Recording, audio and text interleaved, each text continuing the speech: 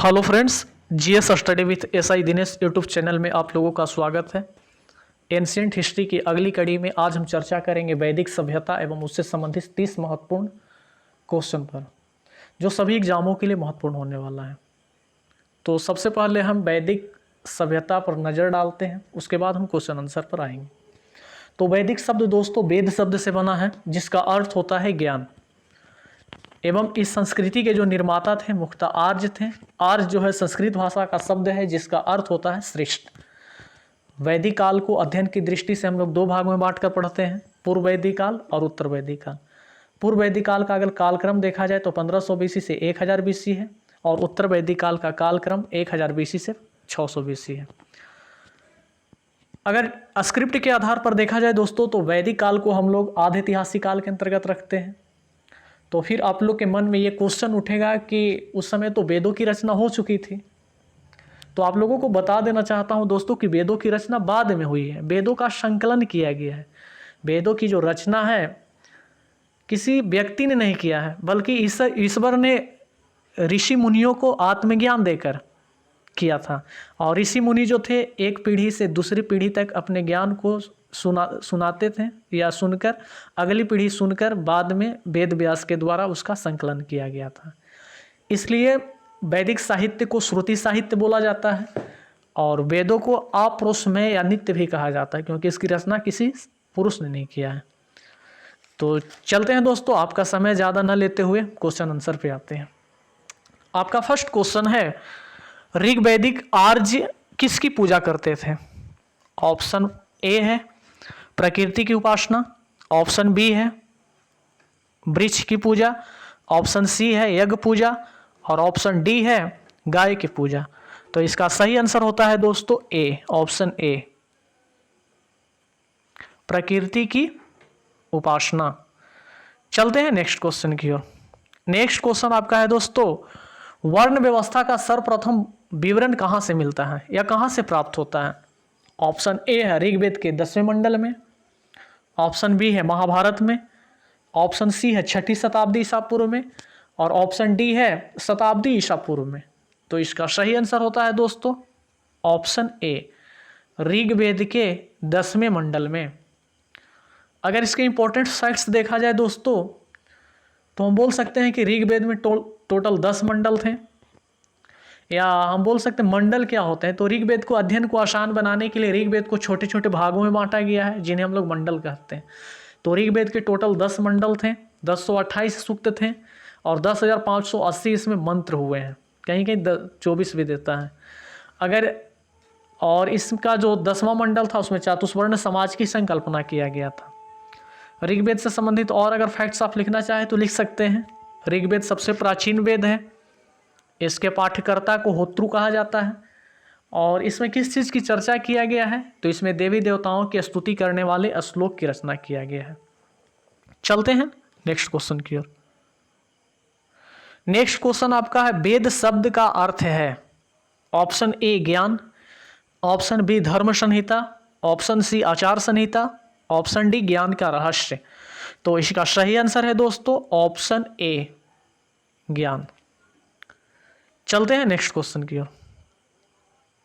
Next question है, पुराणों की संख्या कितनी है? Option A 12, option B 24, option C 108, और ऑप्शन डी 18। तो इसका सही आंसर होगा ऑप्शन डी 18। दोस्तों वेद क्या है या पुराण क्या है? वेद तो चर्चा हो गया, पुराण क्या है? तो हम बोल सकते हैं कि पुराण जो है धर्म संबंधी आख्यान ग्रंथ है, जिसकी रचना वेद व्यास ने किया था। और पुराणों का अर्थ होता है वेदों का पूरक होता है। चलते हैं नेक्स्ट क्वेश्चन की ओर। नेक्स्ट क्वेश्चन आपका है, आर्य अनार्य युद्ध का वर्णन मिलता है? ऑप्शन ए वेद में, ऑप्शन बी उपनिषद में, ऑप्शन सी स्मृति में, और ऑप्शन डी बौद्ध ग्रंथों में। तो इसका सही आंसर होगा दोस्तों ऑप्शन ए, आर्य अनार्य युद्ध का वर्णन वेद में मिलता है। अगर आपको ये पूछे कि किस वेद में मिलता है, तो ये ऋग्वेद में मिलता है। फिर अगर क्वेश्चन आपको पूछे कि ऋग्वेद के किस मंडल में मिलता है, तो इसका वर्णन ऋग्वेद के हम बोल सकते हैं 7वें मंडल में इसका चर्चा किया गया है, जिसके रचना वशिष्ठ थे। चलते हैं नेक्स्ट क्वेश्चन की ओर। नेक्स्ट क्वेश्चन है पतंजलि का संबंध किस रचना से है? Option A Charaka Samhita, option B Divyavadana, option C Ashtadhyayi और ऑप्शन डी महाभाष्य। तो इसका सही आंसर होगा दोस्तों ऑप्शन डी महाभाष्य। दोस्तों पतंजलि कौन थे? तो हम बोल सकते हैं कि पतंजलि प्राचीन भारत के एक महान ऋषि मुनि थे, जिन्होंने संस्कृत में अनेक महत्वपूर्ण ग्रंथों की रचना किया था, जिनमें इनका महत्वपूर्ण ग्रंथ जो है योग सूत्र पर इन्होंने रचना लिखा था, योग सूत्र, जो बार बार आपको एग्जाम में पूछता है। चलते हैं नेक्स्ट क्वेश्चन की ओर। पाणिनि थे इतिहासकार, व्याकरणविद, चिकित्सक, जैन विद्वान। तो इसका सही आंसर होता है दोस्तों ऑप्शन बी व्याकरणविद। पाणिनि एक महान व्याकरणविद हुए, जिनका जन्म लगभग 700 BC के आसपास गंधार में हुआ था। इन्होंने व्याकरण नाम का अष्टधाई लिखा था, जो बहुत महत्वपूर्ण इनका रचना है अष्टधाई। चलते हैं नेक्स्ट क्वेश्चन की ओर। सिंधु घाटी तथा वैदिक दोनों सभ्यताओं में था, मतलब हम बोल सकते हैं क्या समानता था? ऑप्शन ए शहरी जीवन, ऑप्शन बी मूर्ति पूजा का प्रचलन, ऑप्शन डी जाति प्रथा और ऑप्शन डी इनमें से कोई नहीं। तो इसका सही आंसर होता है ऑप्शन बी मूर्ति पूजा का प्रचलन। मूर्ति पूजा का प्रचलन दोनों सभ्यताओं में प्रचलित था, सिंधु घाटी सभ्यता में भी था और वैदिक सभ्यता में भी था।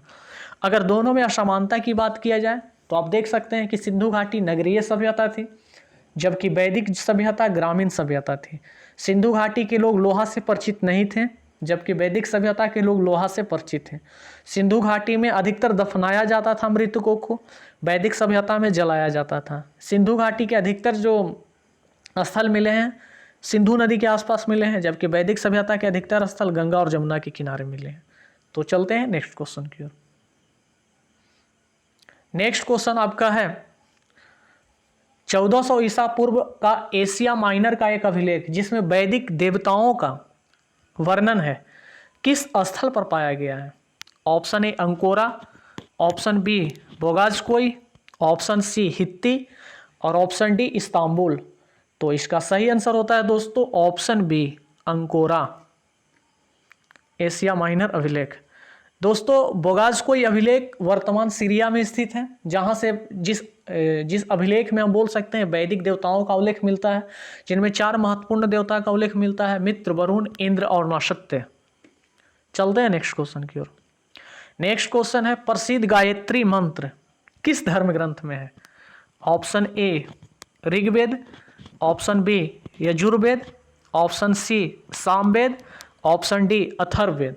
तो इसका सही आंसर होगा दोस्तों ऑप्शन ए ऋग्वेद। अगर आपको क्वेश्चन पूछे कि ऋग्वेद के किस मंडल में, तो हम बोल सकते हैं कि ऋग्वेद के 3रे मंडल में गायत्री मंत्र का उल्लेख है। और 3रे मंडल के रचनाकार कौन थे? तो विश्वामित्र थे। कुल मंडलों की संख्या कितना है? तो 10 है। चलते हैं नेक्स्ट क्वेश्चन की। नेक्स्ट क्वेश्चन है वैदिक काल में शासन का स्वरूप क्या था? ऑप्शन ए कुलीन तंत्र, ऑप्शन बी राजतंत्र, ऑप्शन सी गणतंत्र और ऑप्शन डी इनमें से कोई नहीं। तो इसका सही आंसर होगा दोस्तों बी राजतंत्र। राजतंत्र, क्योंकि ऋग्वैदिक काल में प्रशासन का जो लोकप्रिय स्वरूप था राजतंत्रात्मक था। जबकि कुछ जगह अगर कुछ जनों में देखा जाए, कुछ जगह और देखा जाए तो वहाँ पे गैर राजतंत्रात्मक जन भी था। इस काल में जो राजा होते थे दैवीय प्रतिनिधि नहीं मानते थे अपने आप को, और न ही उनकी कोई धार्मिक रीति होती थी। राजा के ऊपर नियंत्रण के लिए भी कई कबीलाई संस्था होती थी, जैसे सभा है, समिति है, विद्वत आदि होती थी। इसलिए हम बोल सकते हैं कि वैदिक काल का जो शासन स्वरूप था राजतंत्रात्मक था। कुछ जगह गैर राजतंत्रात्मक भी देखे गए हैं। चलते हैं नेक्स्ट क्वेश्चन की ओर। नेक्स्ट क्वेश्चन है वर्ण व्यवस्था का उत्पत्ति का संकेत सर्वप्रथम किस धर्म ग्रंथ में मिलता है? तो ऑप्शन ए है ऋग्वेद, ऑप्शन बी है यजुर्वेद, ऑप्शन सी है अथर्ववेद और ऑप्शन डी है मनुस्मृति। तो इसका सही आंसर होगा ऑप्शन ए ऋग्वेद। ऋग्वेद। ऋग्वेद के किस मंडल में दोस्तों? तो ऋग्वेद के हम बोल सकते हैं 10वें मंडल में। ऋग्वेद में टोटल कितने मंडल हैं? तो टोटल 10 मंडल हैं और 10वें मंडल में इसकी व्याख्या किया गया है। तीसरे मंडल में क्या है? तीसरे मंडल में गायत्री मंत्र है। 7वें मंडल में क्या है? तो दशराग युद्ध का उल्लेख है। 4थे मंडल में क्या है? तो कृषि संबंधित तथ्यों की चर्चा किया गया है ना। तो ये सब चीज़ को आप लोग ध्यान में रख सकते हैं। 9वें मंडल में क्या है? तो सोम देवता का उल्लेख है। अगर और देखा जाए इसके कुछ महत्वपूर्ण तथ्य तो हम बोल सकते हैं कि 2 से लेकर के 7वें मंडल तक को प्राचीन मंडल भी कहा जाता है या इसे गोत्र मंडल भी कहा जाता है और शेष को नवीन मंडल कहा गया है। चलते हैं नेक्स्ट क्वेश्चन की ओर। नेक्स्ट क्वेश्चन आपका है, निम्न में से कौन सा वेद कर्मकांड पर विशेष या कर्मकांड से विशेष रूप से संबंधित है? कौन सा वेद जो है कर्मकांड से विशेष रूप से संबंधित है? Option A Rigveda, option B Yajurveda, option C Samaveda, option D Atharvaveda. तो इसका सही आंसर होगा दोस्तों 13 का आपका हो जाएगा यजुर्वेद, ऑप्शन बी यजुर्वेद। अगर इसके इंपॉर्टेंट फैक्ट्स देखना चाहे दोस्तों तो यजुर्वेद के जो पाठकर्ता होते थे या पुजारी जो होते थे उन्हें अथर्वयु कहा जाता था, है ना। यजुर्वेद जो है एक ऐसा वेद है जो गद और पद दोनों मतलब अथी में लिखा, गद और पद दोनों चीज में लिखा गया है। और इसके एक ब्राह्मण ग्रंथ है जिसका नाम है शतपथ ब्राह्मण, जिसमें पुनर्जन्म के सिद्धांत का वर्णन मिला है। इसके 2 उपवेद हैं, शुक्ल यजुर्वेद और कृष्ण यजुर्वेद। शुक्ल यजुर्वेद जो है पद में लिखा गया है, जबकि कृष्ण यजुर्वेद जो है सो गद में लिखा गया है। तो ये चीज भी आप लोग लिख लीजिएगा कि यजुर्वेद के 2 उपवेद हैं, शुक्ल यजुर्वेद और कृष्ण यजुर्वेद, और इसका एक ब्राह्मण ग्रंथ है ना, शतपथ ब्राह्मण। चलते हैं नेक्स्ट क्वेश्चन की ओर। नेक्स्ट क्वेश्चन है, सुदास के विरुद्ध 10 राजाओं का युद्ध किसके नेतृत्व में लड़ा गया था? Option A Vashishtha, option B Vishwamitra, option C Puru और ऑप्शन डी कुरु। तो इसका सही आंसर होगा दोस्तों ऑप्शन बी विश्वामित्र। दशराग युद्ध या आप बोल सकते हैं 10 राजाओं का युद्ध, इसका उल्लेख जो मिलता है दोस्तों ऋग्वेद के 7वें मंडल में मिलता है। इस युद्ध में एक और पुरु कबीला और उनका मित्रपक्ष समुदाय था जिनके सलाहकार ऋषि विश्वामित्र थे, जबकि दूसरी ओर भारत नामक समुदाय था जिसका संबंध जो था त्रित्सु नामक कबीले से था, जिसके नेतृत्व जो कर रहे थे राजा सुदास कर रहे थे और जिनके प्रेरक ऋषि वशिष्ठ थे। इस युद्ध में सुदास विजयी हुए थे और इस युद्ध का जो वर्णन मिलता है ऋग्वेद के 7वें मंडल में मिलता है। चलते हैं दोस्तों नेक्स्ट क्वेश्चन की ओर। नेक्स्ट क्वेश्चन है, राजा सुदास जिसके विषय में ऋग्वेद में वर्णित है कि उसने 10 राजाओं के संघ को पराजित किया था, किस वंश से संबंधित है? तो दोस्तों अगर आप लोग पिछला क्वेश्चन अगर ध्यान से आप लोग सुने होंगे तो इसका आंसर आप लोग बता सकते हैं, क्योंकि इस चीज का पिछला क्वेश्चन में मैंने चर्चा किया है। ऑप्शन ए है अनु, ऑप्शन बी है दुहा, ऑप्शन सी है त्रित्सु और ऑप्शन डी है यदु। तो इसका सही आंसर हुआ दोस्तों ऑप्शन सी त्रित्सु। राजा सुदास जो थे त्रित्सु नामक कबीले से संबंधित हैं। चलते हैं नेक्स्ट क्वेश्चन की ओर। नेक्स्ट क्वेश्चन आपका है, निम्न पुरोहितों में से किसका यज्ञ कार्य संपादन का निरीक्षण करना था? मतलब कौन से पुरोहित जो थे जो यज्ञ कार्य के संपादन का निरीक्षण करते थे? ये क्वेश्चन आपको दोस्तों प्रीवियस ईयर में हम बोल सकते हैं एक्साइज मेंस में पूछा जा चुका है दोस्तों, इसलिए आप लोग ध्यान में रखिएगा। एक्साइज मेंस का जो एग्जाम हुआ था बिहार एक्साइज मेंस, उसमें पूछा गया है। ऑप्शन ए है अथर्वयु, ऑप्शन बी है ब्रह्मा, ऑप्शन सी है होता और ऑप्शन डी है उद्गाता। तो इसका सही आंसर होगा दोस्तों ऑप्शन बी ब्रह्मा। अगर इसके इंपॉर्टेंट फैक्ट्स की चर्चा किया जाए तो ब्रह्मा अथर्ववेद से संबंधित पुजारी होते थे जिनका कार्य या कार्य का संपादन करना होता था। अथर्ववेद के ब्राह्मण ग्रंथ का नाम शतपथ ब्राह्मण है। और अगर इसमें बोला जाए कि अथर्ववेद में किस चीज़ की चर्चा किया गया है तो अथर्ववेद में समान मनुष्यों के विचारों, विश्वासों, अंधविश्वासों जैसे जादू टोना आदि का इसमें वर्णन मिलता है। ये सबसे नवीन वेद है अथर्ववेद जो है सबसे नवीन वेद है, जबकि ऋग्वेद जो है सबसे प्राचीन वेद है। चलते हैं नेक्स्ट क्वेश्चन की ओर। नेक्स्ट क्वेश्चन आपका है, प्राचीन वैदिक कालीन आर्यों का मुख्य व्यवसाय था। ऑप्शन ए खेती, ऑप्शन बी शिकार, ऑप्शन सी मछली पकड़ना और ऑप्शन डी पशुपालन। तो इसका सही आंसर होगा दोस्तों ऑप्शन डी पशुपालन। वैदिक आर्यों का जो मुख्य व्यवसाय क्या था, पशुपालन। तो चलते हैं नेक्स्ट क्वेश्चन की ओर। वेद त्रयी हैं। Option A Samaveda, Yajurveda, Rigveda. Option B Atharvaveda, Samaveda, Rigveda. Option C Yajurveda, Atharvaveda, Rigveda. Option D Samaveda, Yajurveda, Atharvaveda. तो इसका सही आंसर होगा दोस्तों ऑप्शन ए सामवेद, यजुर्वेद और ऋग्वेद। इसका सही आंसर होगा। मतलब ये आपका दोस्तों पूछ रहा है कि किन तीन वेदों को वेद त्रयी कहा गया है। तो सामवेद, यजुर्वेद और ऋग्वेद। ऑप्शन ए इसका सही आंसर होगा। चलते हैं नेक्स्ट क्वेश्चन की ओर। नेक्स्ट क्वेश्चन आपका है, सबसे पहले राज्याभिषेक की परंपरा कब आरंभ हुई। सबसे पहले राज्याभिषेक की परंपरा कब आरंभ हुई। ऑप्शन ए उत्तर वैदिक काल, ऑप्शन बी ऋग्वैदिक काल, ऑप्शन सी महाकाव्य काल और ऑप्शन डी सूत्र काल। तो इसका सही आंसर होगा दोस्तों ऑप्शन बी ऋग्वैदिक काल। ऋग्वैदिक काल, ऋग्वैदिक काल, ऋग्वेद के दो ब्राह्मण ग्रंथ हैं, ऐत्रेय और कौशितकी। तो ऐत्रेय जो ब्राह्मण ग्रंथ था उसमें राज्याभिषेक का वर्णन मिलता है। तो आप लोग ध्यान में रखिएगा, ऋग्वेद के दो ब्राह्मण ग्रंथ ऐत्रेय और कौशितकी, किसमें इसका चर्चा मिलता है राज्याभिषेक का, तो ऐत्रेय ब्राह्मण ग्रंथ में मिलता है। चलते हैं नेक्स्ट क्वेश्चन की ओर। नेक्स्ट क्वेश्चन आपका है, निम्न में से कौन सा वेद गद एवं पद में रचित है। ऑप्शन ए है ऋग्वेद, ऑप्शन बी है यजुर्वेद, ऑप्शन सी है सामवेद और ऑप्शन डी है अथर्ववेद। तो इसका सही आंसर हुआ दोस्तों ऑप्शन बी यजुर्वेद। अगर इसके इंपॉर्टेंट फैक्ट्स देखें दोस्तों यजुर्वेद से संबंधित, तो आप लिख सकते हैं यजुर्वेद के पाठकर्ता को अथर्वयु कहा जाता था। इसका एक उपवेद है जिसे धनुर्वेद के नाम से भी जाना जाता है।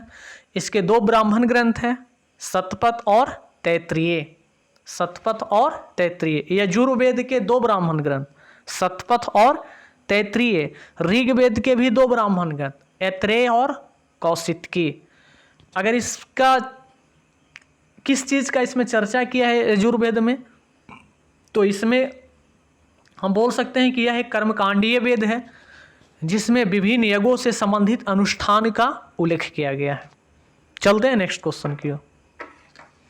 नेक्स्ट क्वेश्चन आपका है, ऋग्वेद में कुल कितने मंडल हैं।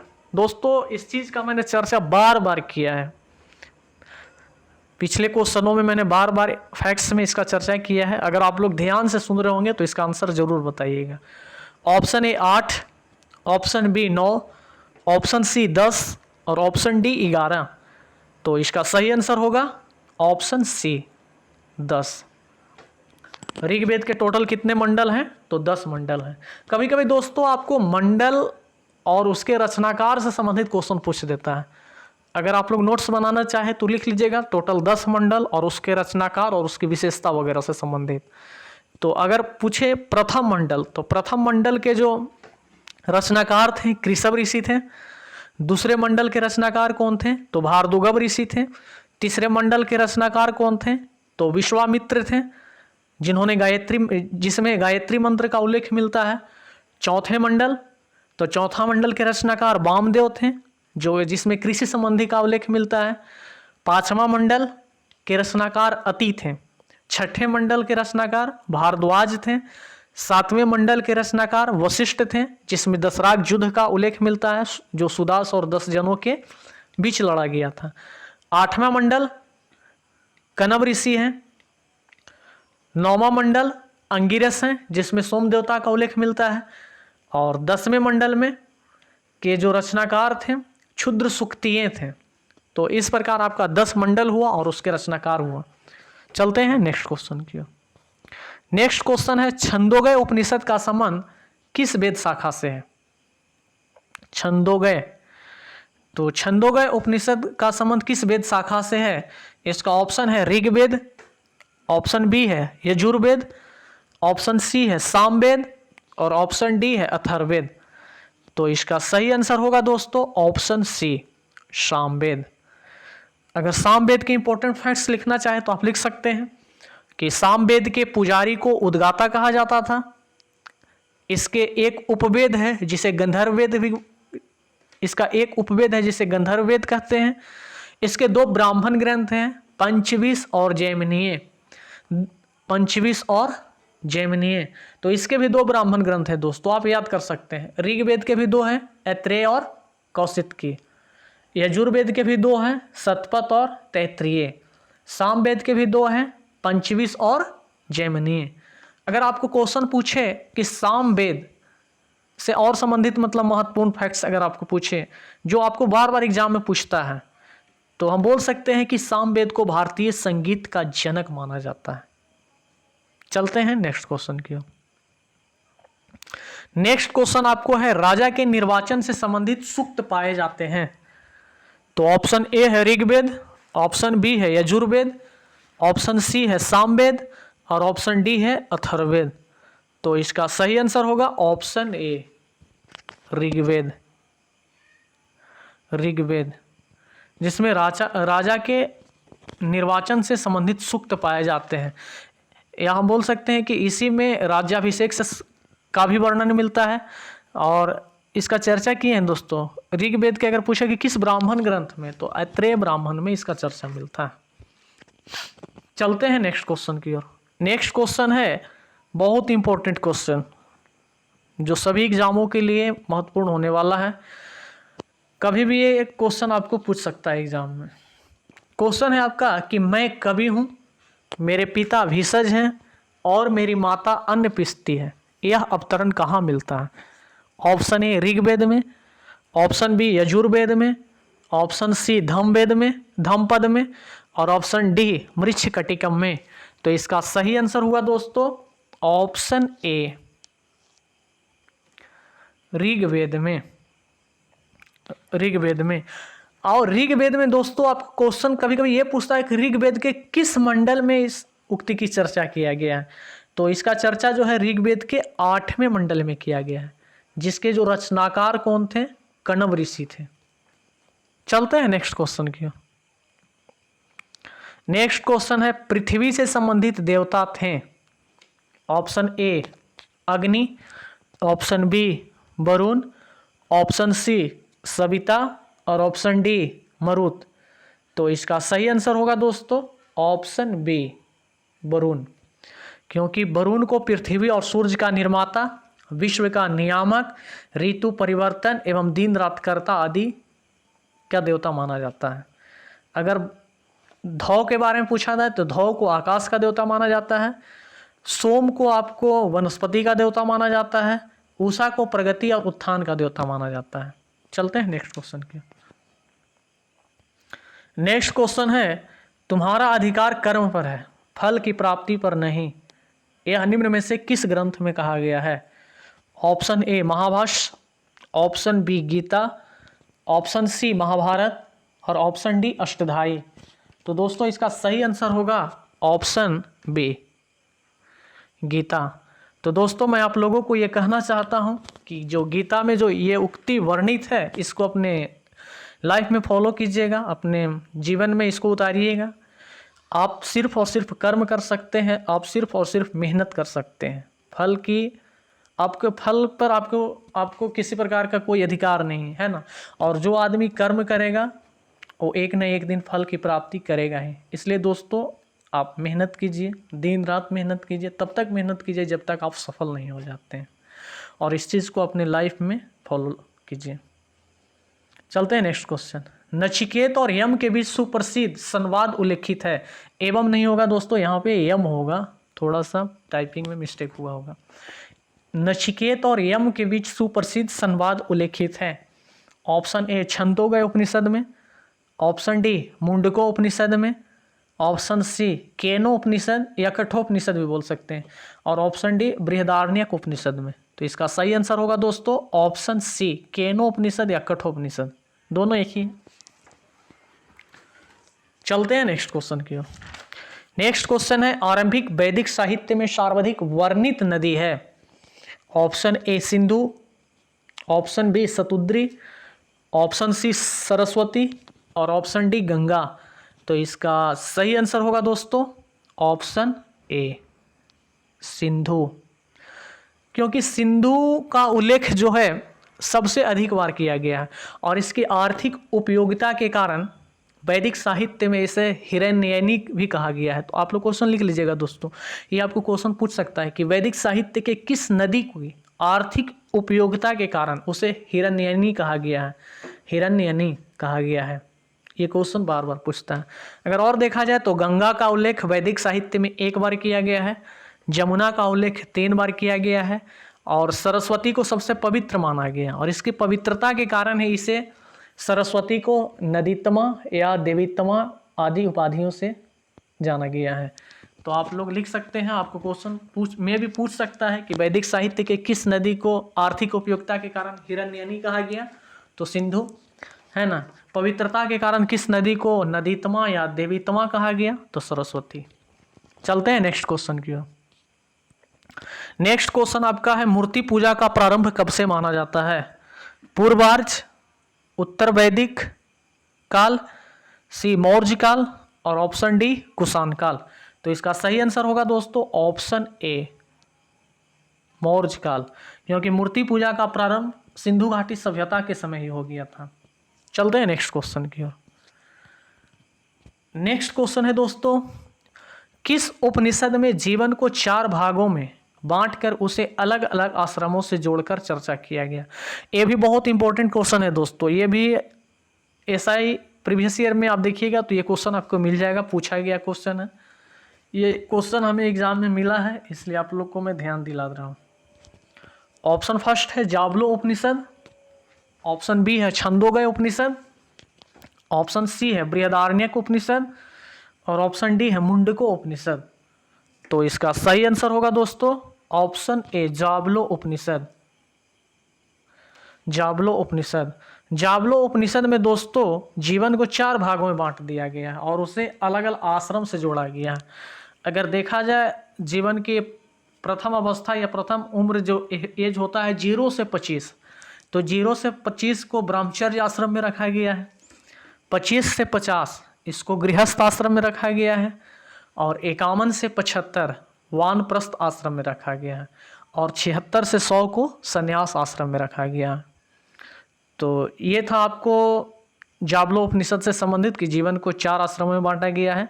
0 से 25 को क्या बोला जाता है, ब्रह्मचर्य आश्रम। तो आपको कभी कभी क्वेश्चन पूछ सकता है कि 0 से 25 को क्या बोला जाएगा, तो ब्रह्मचर्य आश्रम। 51 से 75 तो वानप्रस्थ, 76 से 100 संन्यास आश्रम, 25 से 50 गृहस्थ आश्रम, है ना। तो ये आपको दोस्तों हुआ वैदिक काल से संबंधित 30 महत्वपूर्ण क्वेश्चन को आज हमने कवर किया। अगर आप लोग को अच्छा लगे तो आप लोग ज़रूर लाइक शेयर और सब्सक्राइब करें और जिस भी टॉपिक पे आप लोग वीडियो चाहते हैं ज़रूर आप लोग कमेंट में लिखें और अच्छा लगे तो आप लोग कमेंट कीजिए, मुझे मोटिवेट कीजिए। यही मोटिवेशन हमें अगला वीडियो बनाने के लिए प्रेरित करता है। तो आपके समय को ज़्यादा बर्बाद न करते हुए हम यहीं पे वीडियो को समाप्त करते हैं। जय हिंद, जय भारत।